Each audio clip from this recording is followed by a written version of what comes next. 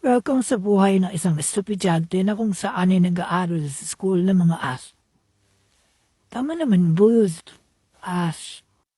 Hayon hapon na. Alas dos na pero. Nakahiga pa din ako.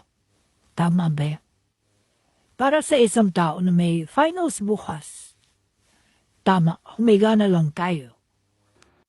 Hapon na hindi pa ako naliligo. Anong oras na? Pinapagdesisyonan ko nung maligo kasi malamig na yung panahon at bakang ending hindi na ako maligo. Pero syempre hindi pwede kasi namamaho na ako. Buong araw nang ako nakahiga magbaho pa. Di na nga ako nag-review mabaho pa. Ay, so kasali ko na rin. Sa buong araw na to, ito yung pinakang maganda kong nagawa.